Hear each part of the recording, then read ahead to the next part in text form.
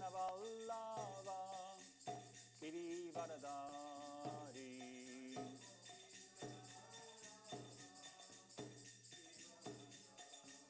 Yashodanandana Braja Janaranjana Yashodanandana Braja Janaranjana Yamunatira Vanachari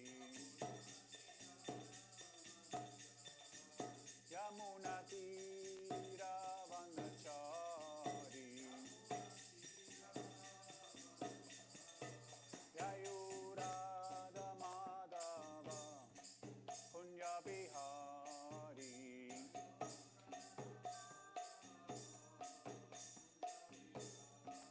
Yayurada Madhava Punya Bihari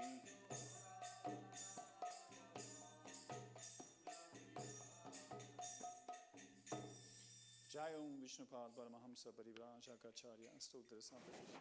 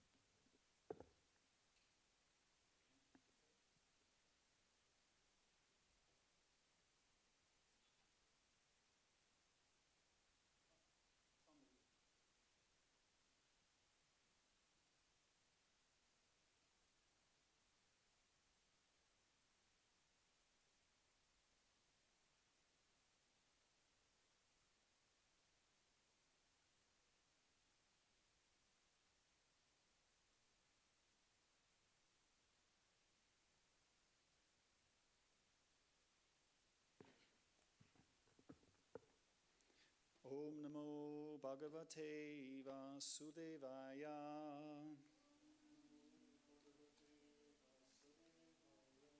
Om Namo Bhagavate Vasudevaya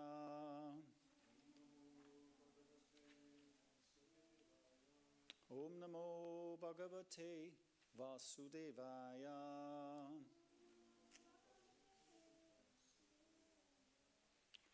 Okay, reading from Srimad Bhagavatam, Canto 5, Chapter 15, The Descendants of King Priyavrat. Text 14, 15, and 16.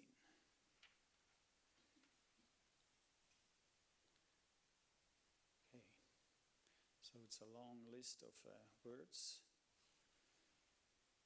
long verse. I just chant it myself and then we can do word by word. Gayad Gayantyam Chitrarata Sugatir Avarudhana Iti Traya Putra Babhuvush Chitraratad Urnayam Samrad Ajanishta Tata Ukalayam Marichir Marichir Bindumatyam Bindum Anudapatyata Tasmat Saraghayam Madhur Nama Bhavan Madhu Su Manasi Virabratas Tatu Vajayam Mantu Paramatu Chagnate Mamtu Satyayam Bhavanastato Dushanayam Tvasta Janishtat Tvastur Viruchanayam Virajo Viranyasya Shadajit Pravaram Putru Shatam Kanyacha Vishuchyam Kila Shatam. Repeat please. Gayat from Maharaj Gaya. Gayantyam in his wife named Gayanti. Chitrarataha named Chitrarata. Sugati named Sugati. Avarodhanaha, named Avarodhan. Iti, thus. Trayaha, three. Putraha, sons. Babuvuhu, were born. Chitraratat, from Chitrarata. Urnayam, in the womb of Urna.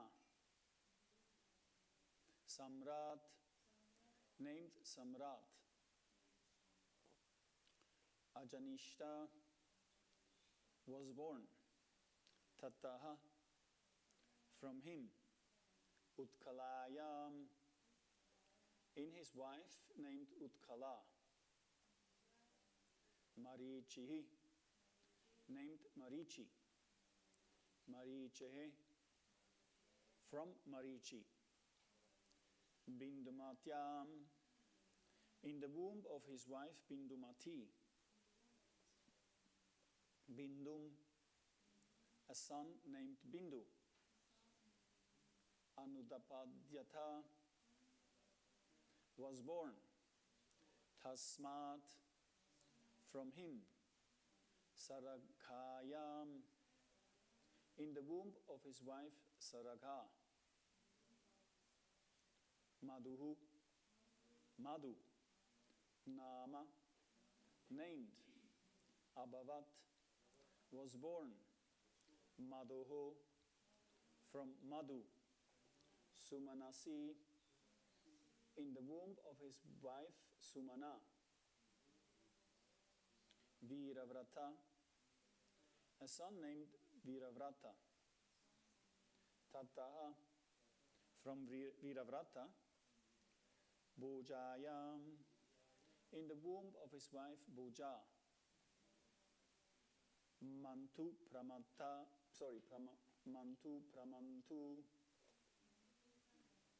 Two sons named Mantu and Pramantu.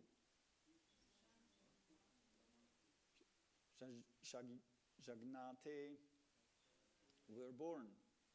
Mantoho, from Mantu. Satyayam, in his wife Satya.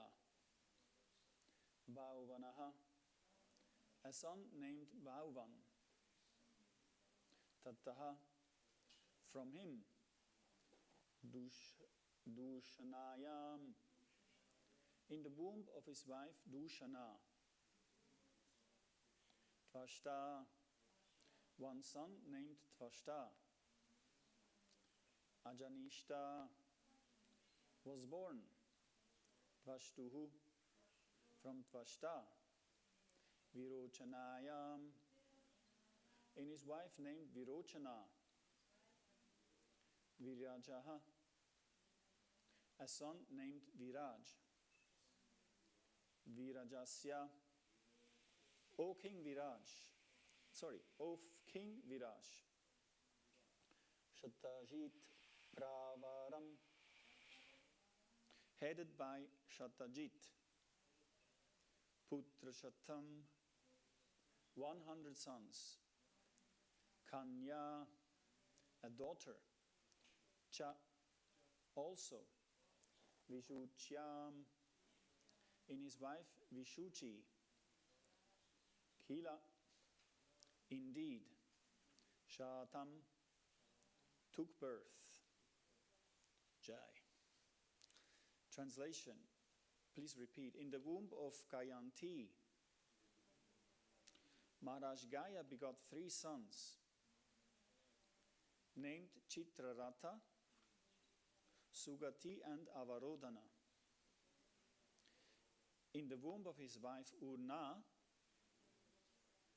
Chitrarata begot a son named Samrat. The wife of Samrat was Utkala, and in her womb Samrat begot a son named Marichi. In the womb of his wife Bindumati, Marichi begot a son named Bindu. In the womb of his wife Saraka, Bindu begot a son named Madhu. In the womb of his wife named Sumana, Madhu begot a son named Viravrata. In the womb of his wife Bhuja, Viravrata begot 2 sons named Mantu and Pramantu. In the womb of his wife Satya, Mantu begot a son named Bauvan. And in the womb of his wife Dushana, Bauvan begot a son named Tvashta. In the womb of his wife Virochana, Tvashta begot a son named Viraj. The wife of Viraj was Visuchi, and in her womb Viraj begot 100 sons and 1 daughter. Of all these sons, the son named Shatajit was predominant. Okay, verse 16. Tatrayam shlokaha Brayavratam Vamsham Imam Virajas Charamudbhava Akharot Atyalam Kurtya Vishnu Suraganam Yatha. Please repeat. Tatra. In that connection, Ayam Shlokaha, there is this famous verse. Prayavratam, coming from King Priyavrata, Vamsham, the dynasty, Imam, this, Virajaha, King Viraj, Charama Udbhavaha, the source of 100 sons,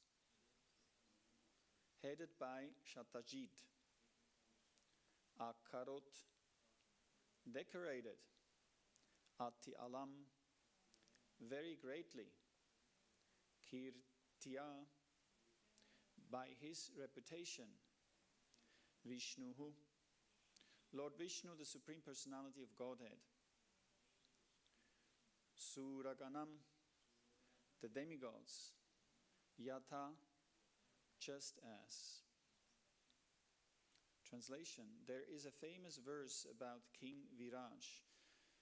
Quote, because of his high qualities and wide fame, King Viraj became the jewel of the dynasty of King Priyavrata, just as Lord Vishnu, by his transcendental potency, decorates and blesses the demigods. Please repeat. There is a famous verse about King Viraj. Because of his high qualities and wide fame, King Viraj became the jewel of the dynasty of King Priyavrata. Just as Lord Vishnu, by his transcendental potency,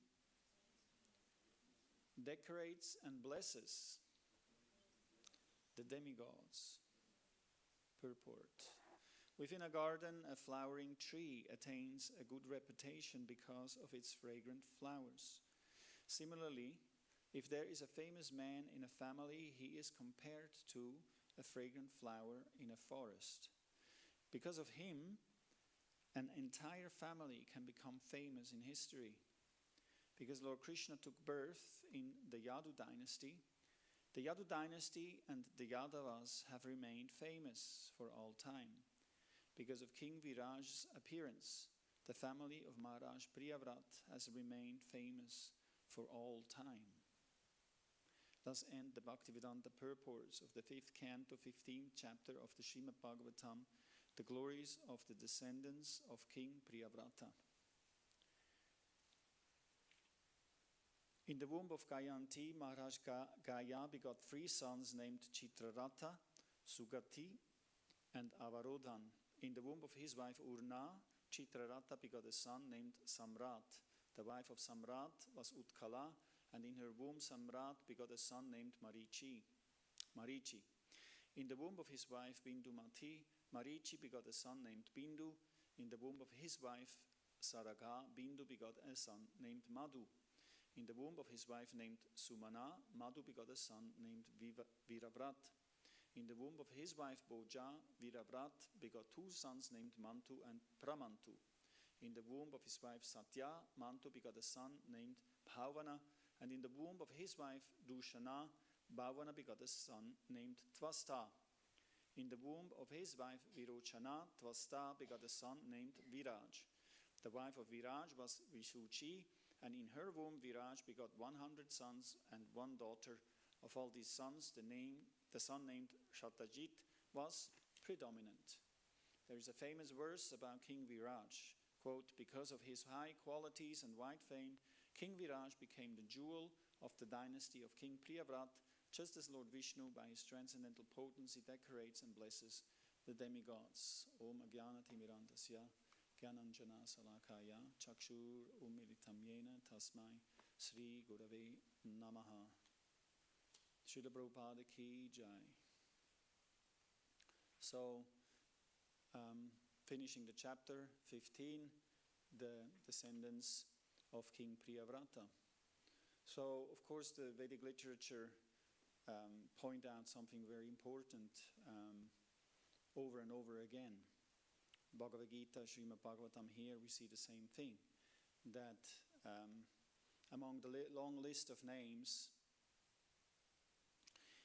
what really stands out is when somebody is remembered for his qualities or her qualities.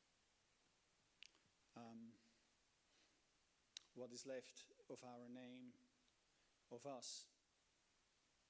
You don't even know the names of your great-grandfather, right? Or great-great-grandfather. Maybe you know the name of your great-grandfather, but that's it. It's a name in some register in the Zurich, I don't know, how is that called? Registry, yeah. That's what's left. Maybe if you have been a little bit famous, well, a little bit more, maybe some song that reminds, some poetry maybe that you have written and so on. But what's really the value of that? And you're gone. So it's a name in the past. You're already somewhere else. Srila Prabhupada used to challenge, right? So where is, like Alfred Ford, his disciples, went to see Prabhupada, and Prabhupada said, so where is your grandfather now? And Alfred, of course, was taken aback because he didn't know. We don't know where we're going. But we give so much importance to our name, to our body, ultimately. So much importance. But unless you're actually a devotee, actually a great devotee, your name is not going to remain. We still hear about Prahlad Maharaj. We hear about these great personalities. And funny enough, we hear about big demons, right? Like Ravana. Today is the day that Ravana was killed. And we still hear about, because they were killed by a great devotee or by Vishnu himself. That is, all that's left. So Bhagavad Gita, of course, indicates that whatever a big man does, the public or the common man follows. So that's the point that is in the Vedic scriptures emphasized over and over. Especially Bhagavad Gita, the point is stressed very strongly. Arjuna is asking, right? Arjuna is giving his arguments not to fight. Krishna is saying fight, right? Which is surprising that God induces somebody saying you should kill. My mother is very much disturbed about that. She can't accept it. I'm trying to explain to her, a policeman he cannot be artificially non-violent.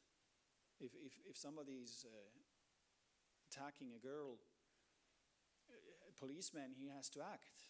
He can't say, oh, I'm not violent. This is nonsense. How can he say that? The violence is if he doesn't apply violence. That is violence. So if a policeman or a doctor, if he say, oh, I can't use any knives to cut the cancer, I'm non-violent, he has to use the knife. The knife in the hand of a culprit, of a degraded person, is very dangerous. But in the hand of a surgeon, it has to be applied. So violence is necessary to put order. So Krishna, God himself, is actually making this point to Arjuna. You have to fight. What is this mental state? Like, I'm a, it's my family members. It's because of my family, they're my family members. You are a kshatriya. It doesn't matter if it's your family members or not. You have to do your duty. This is not, what is this? You're an un-Aryan, uneducated. This is uneducation, ignorance, like that. He induces Arjuna to put the law, to put the foot down. And this is very necessary. This is the lack in society. Nobody wants to be the bad guy, right? Everybody wants to be the good guy. Everybody wants to be the magnanimous, like the Arjuna, he wanted to be magnanimous. Oh, my family members. Oh, then he said, all these wives, look at all these soldiers, millions of soldiers, their wives are going to become widows. And the men are going to take advantage, as they do, and degrade them, right? That's even 5,000 years ago, that was the case. It's not something new. The men degrade the women, so there has to be religious principles. The religious principles, right? So these men are going to degrade the women. So not a bad argument if you actually look at it from a, society point of view. These women are all going to become widows. But what is Krishna saying to that argument?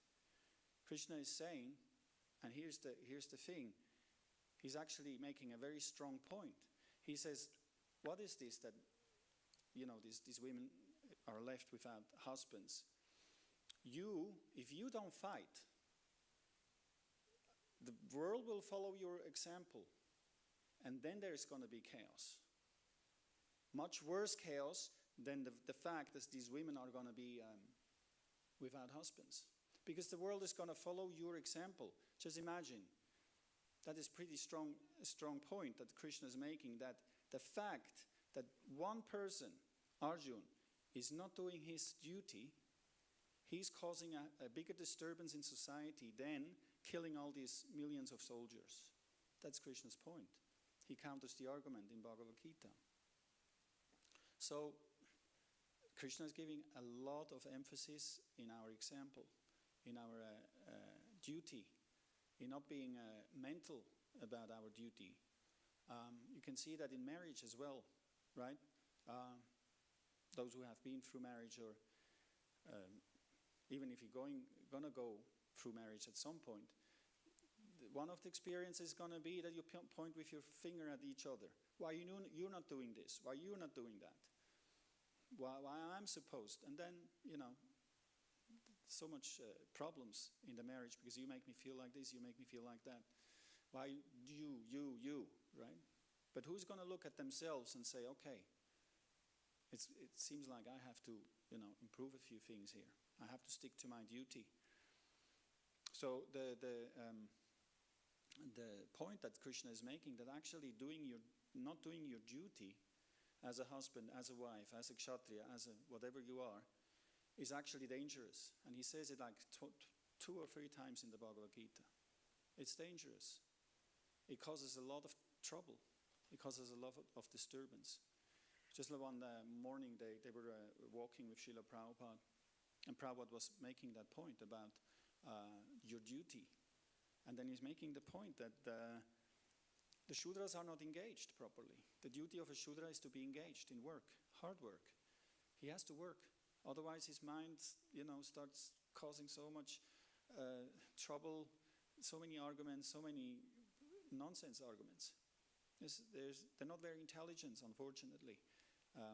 So they have to be engaged in labor. That is their duty. Just like a Vaishya, he has to produce grains and milk, which is even a higher responsibility than just being, a laborer. He has to provide the material necessities of the society. And the Kshatriya, even more responsibility. He has not just to make sure society is fed, he also has to protect them, right? Kshatriya means to free from danger or injury. So he has to make sure that the Vaishyas and the Shudras are protected, and also the Brahmanas. And the Brahmanas, they have even a higher responsibility. They have to give liberation and preach to those who are protecting the society like that. The cooperation between Kshatriya and Brahmana, Prabhupada says, makes the society actually properly work. So Brahmanas, and we're supposed, at least temple devotees especially, Prabhupada founded these temples to create Brahmanas, right? That was his plan. Or even also, not just temple devotees, but congregational members. But when you're living in a temple, then you're actually trained in the Brahminical duties. What is that? The duties of a Brahmana is to give charity and accept charity.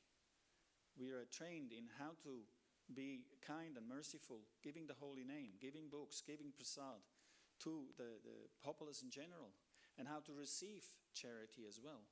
People come back, give us some gifts, we accept them, or we might not accept them sometimes. A Brahmana actually sometimes doesn't accept charity from certain persons. Like Krishna, when he came to Hastinapur for the peace mission, Duryodhana offered him the palace of Dushasan. Krishna rejected, said, "No, you're not kind to my devotees. I'm going to stay with Vidura," like that.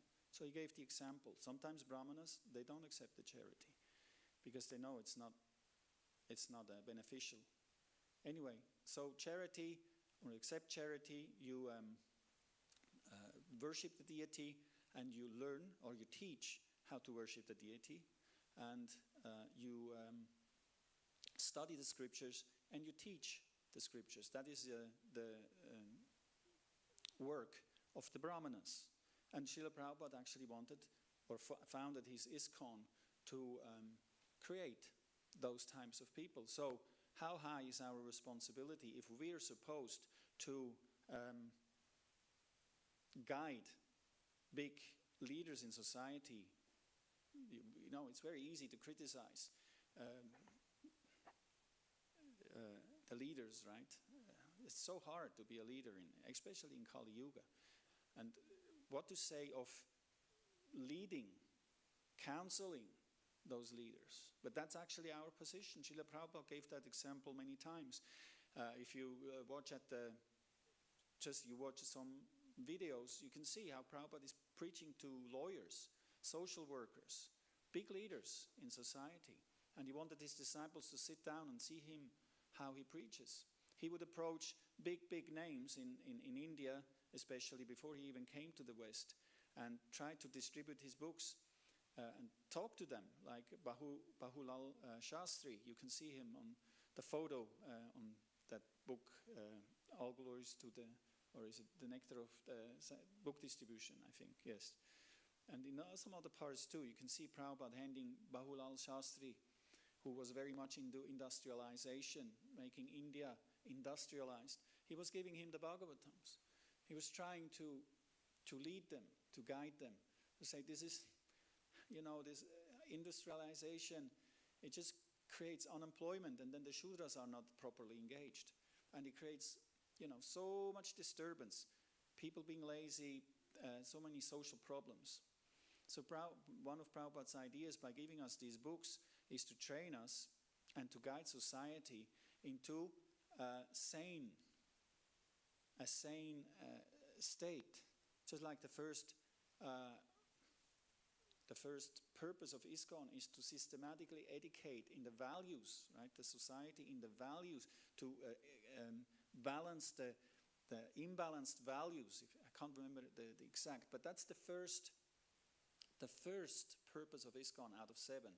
Prabhupada doesn't say the word Krishna or God or anything. He just says systematically educating the values of spiritual life and the imbalance to these imbalances that are there. So how high is our responsibility? Is there any higher responsibility in society than the one we have? I don't think so. Actually, Prabhupada's mission was to give a head, right? Brahmanas are the head. The Kshatriyas are the arms, the Vaishyas are the stomach, and the Shudras are the legs. So what is of course they're all important, but what is a body without a head? Can't think properly. And that's exactly happening. It gets worse and worse and worse. If you look back, 100 years ago, people were saying the same thing. Oh my God, this is getting worse.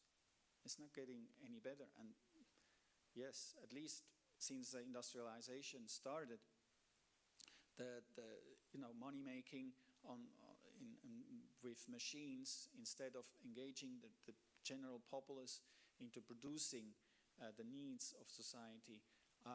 Since then, I mean, and you can even find. I understand my history professor once told me.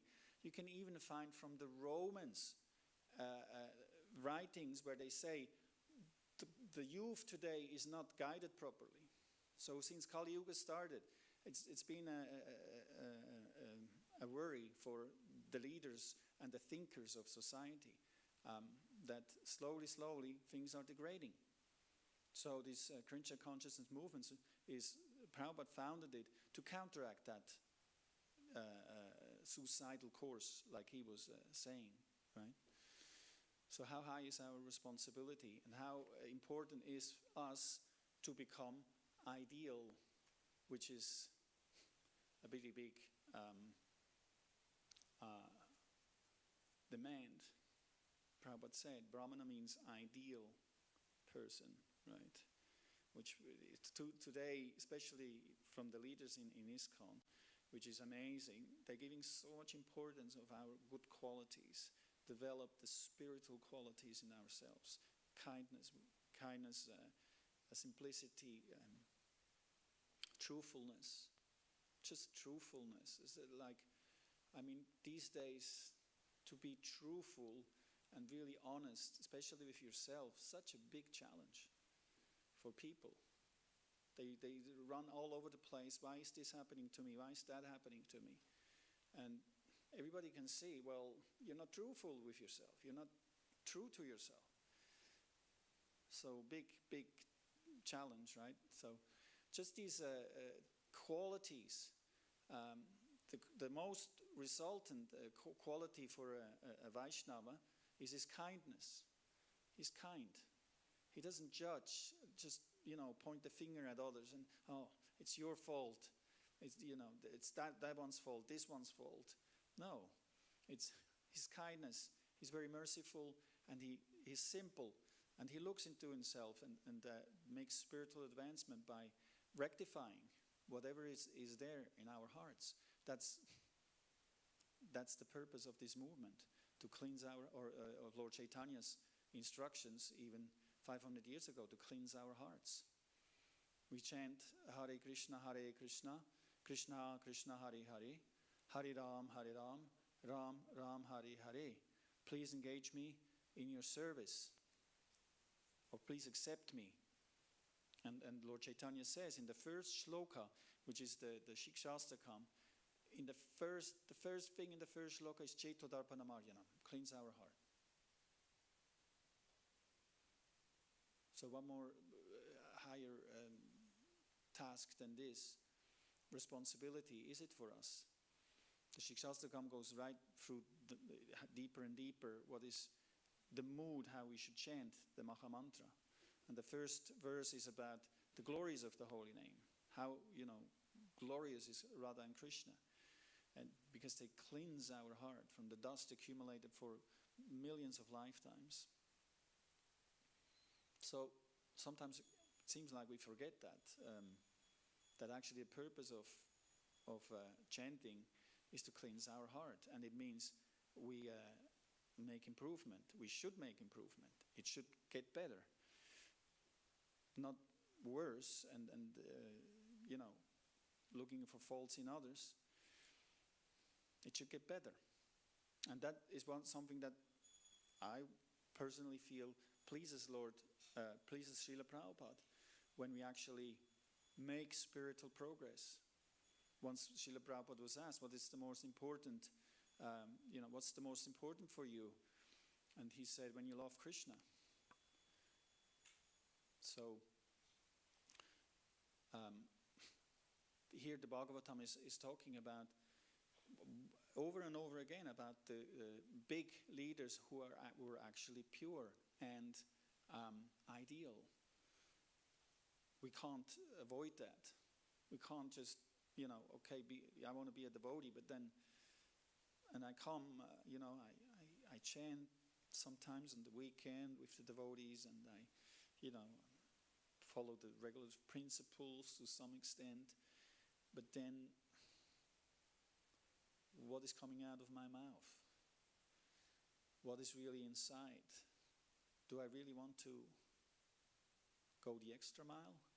Do I really want to do the step to actually benefit, not just myself and others, but first of all myself?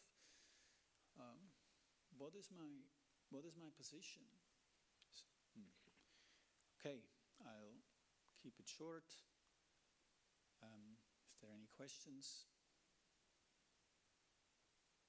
Yes.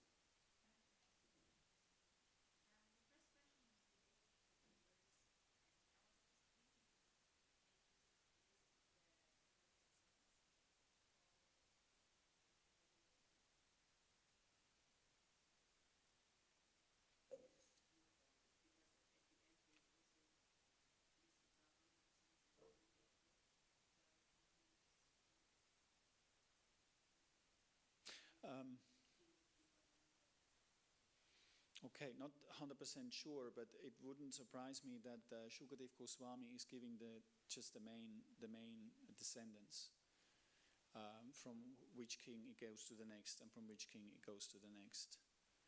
The wives are mentioned. He mentions the wives because many times they also come from very prosperous families. But I wouldn't be surprised that he actually, not just the daughters, he's also, well, here it's only one son. For practical reasons, I wouldn't be surprised that he didn't mention everyone. It's just the kings, yeah. It's just the kings. That's normal. That's his approach normally. Shukadev Goswami spoke the Bhagavatam in the heavenly planets, and Srila Prabhupada says in the first canto it's 300,000 shlokas instead of 18,000.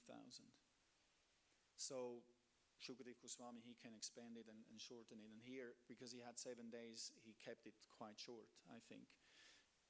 Srila Prabhupada makes an interesting statement. He says we can actually, even though Shukadev Goswami kept the Bhagavatam quite condensed, we can speak on one verse for 1 month. So how long is that? And the devotees go 18,000, 1,500 years, like that. Srila Prabhupada said, we can talk at least 1,500 years on the Bhagavatam like Shukadev Goswami left it. But because we only have maybe 50, we condense it, We do one verse every day, like that. Jai Shri Sri Gauranitai Ki Jai. Yes.